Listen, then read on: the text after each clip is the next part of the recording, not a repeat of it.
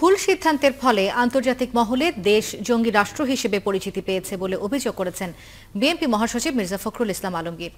বৃহস্পতিবার রিপোর্টার্স ইউনিটিতে এক আলোচনা সভায় তিনি এই কথা বলেন। মির্জা ফখরুল বলেন, আসামের বিরুদ্ধে সুনির্দিষ্ট তথ্য না দিয়ে সরকার ইচ্ছে মতো জঙ্গি অভিযান পরিচালনা করছে।